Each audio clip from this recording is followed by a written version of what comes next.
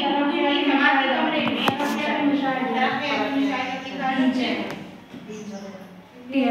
में दायरे। नेक्स्ट मौसम का मुशाहिदा। कोई नई के लिए नहीं है तो शायद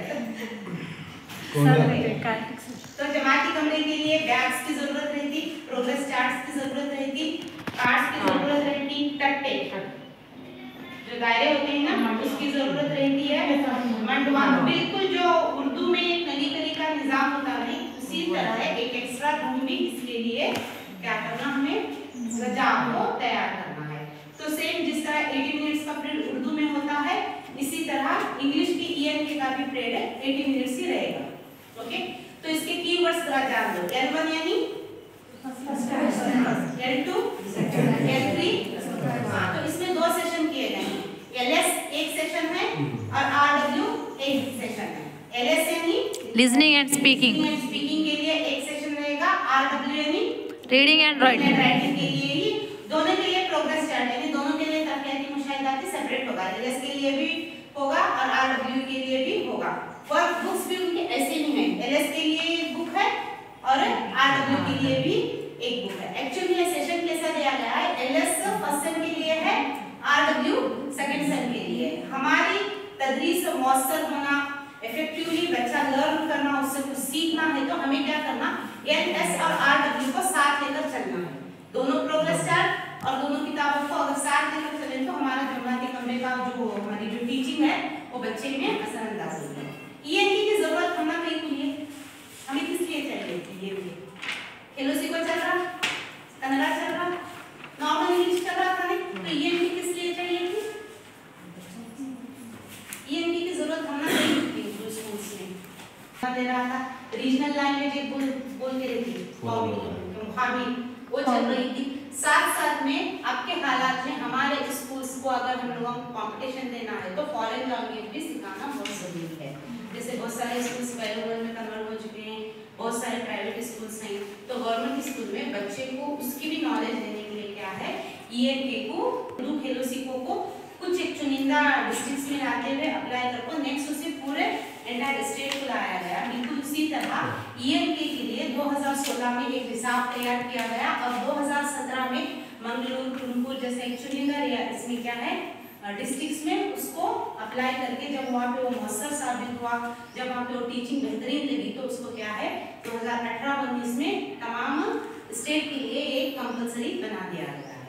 एक्चुअली में ये कंपलसरी ही है, इसको जैसे हमें उर्दू में चलाते हैं खेलो सीखो के लिए एक जमाती निज़ाम, उसे भी और एक जमाती निज़ाम बनाकर इसे चलाना है। तो हमारे जहाँ पे खेलो सीखो का एक टाइम टेबल रहता है, उसमें इंग्लिश के लिए कितने पीरियड है हमारे, कितनी पीरियड हम लोग इंग्लिश के लिए और कन्नड़ा के लिए रखे हुए हैं, किसी को पता है? टाइम टेबल है क्लासरूम में, पहली और दूसरी का टाइम टेबल, तो उसमें उर्दू और कन्नड़ के लिए वीकली 2 पीरियड होते हैं, 2 उर्दू के लिए 2 इंग्लिश के लिए होते हैं, 2 कन्नड़ा के लिए होते हैं। उन 2 इंग्लिश और 2 कन्नड़ा पीरियड में ही हम लोग क्या कर सकते हैं, ईएनके को कर सकते हैं। ऑलमोस्ट अब हमारे उर्दू स्कूल्स की हालत ऐसी है कि टीचर्स की कमी की वजह से जहाँ पे इन कन्नड़ा के टीचर्स हैं कि बहुत पहले से चले आ रहा, जो कन्नड़ा टीचर है उन्होंने ईएनके हैंडल करना, ये हमारे तालुके का निजाम है, अगर अदरवाइज बाहर भी हैंडल करना। लेकिन यहाँ पे टीचर्स की कमी की वजह से जहाँ तक मुझे याद है पूरे स्कूल्स में कन्नड़ा टीचर्स ही इसे क्या करें, ईएनके को मेंटेन करें और बाकायदा अच्छा नहीं चाहते हैं, एक्सपर्ट थे वो भी ईएनके के। तो अब उनको जाने के बाद जिम्मेदारी आप लोगों की है, 2 पीरियड कन्नड़ के रहते हैं। ओके, तो इसका भी सेम उर्दू का जैसे 80 मिनट्स का पीरियड रहता तो ईएनके का भी 80 मिनट ही रहता। तो L1 और L2 साथ में चलते रहते, इसमें भी जैसे हमारे खेलों में पहली दूसरी जमात साथ चलते रहती थी, तो इसमें भी L1 और L2 80 मिनट्स के पीरियड में साथ में ही चलते रहते। अब मैं क्या बताई कि आपको LS के लिए फर्स्ट सेम है, RW के लिए सेकंड सेम है। अगर हमें सेपरेट करना पड़ा है तो हमारी टीचिंग बराबर नहीं होती। सिर्फ 6 महीने बच्चा बोलता है, सुनता है, बोलता है, सुनता है, उसके बाद 6 महीने सिर्फ लिखता है, पढ़ता है, तो ये कॉम्बिनेशन सही में। और एक मैडम उसके अंदर वर्कबुक फर्स्ट है, वर्कबुक सेकंड वर्कबुक जो लंबे लॉन्ग बुक आते हैं ना मैडम, मैच करने के लिए 80 मिनट्स के पीरियड में 40 मिनट LS को देंगे, 40 मिनट RW को देते हुए अगर तदरीस करेंगे तो तदरीस बहुत बेहतरीन होगी। ये बेसिक नॉलेज। ओके, तो सबसे पहले क्या पे यहाँ पे क्या है मतलब L1 के लिए रेड कलर रखा गया है, क्योंकि कार्ड्स रेड कलर के होंगे, उनकी वर्कबुक रेड कलर की होगी, उनकी जो कार्ड्स रखने की बैग होगी वो रेड कलर की होगी L1 के लिए। L2 के लिए ग्रीन कलर है, उनके कार्ड्स ग्रीन होंगे, उनके जो प्रोग्रेस चार्ट है वो भी ग्रीन होगा, उनके वर्कबुक ग्रीन होंगे और उनकी बैग भी। अगर आप अपनी क्लासरूम में कार्ड्स देखेंगे तो 2 थिन लाइंस रहती है, जैसे ये 2 थिन लाइंस हैं, ये फर्स्ट स्टैंडर्ड के लिए है। जहां पे जिस कार्ड पे ऐसे 2 थिन लाइंस जो 2 पतली लाइनें होंगी तो कार्ड फर्स्ट स्टैंडर्ड के लिए होगा। एक थिक लाइन जो होगी, एक मोटी वाली जो लाइन होगी सिर्फ एक, वो सेकंड स्टैंडर्ड के लिए होगा। ये हमला मतलब अगर कार्ड वगैरह मिक्स हो गए किसी मदरसे में तो उसकी पहचान के लिए इजी तरीका है, जो 2 थिक लाइन है वो फर्स्ट स्टैंडर्ड के लिए, थिन लाइन 2 फर्स्ट स्टैंडर्ड के लिए है और एक थिक लाइन जिस कार्ड में रहेगी वो सेकंड स्टैंडर्ड के लिए होगा। ओके, तो जब हम क्लास लेते हैं तो एक बेसिक बात ये रहेगी, एलएस पूरी क्लास के लिए होगा।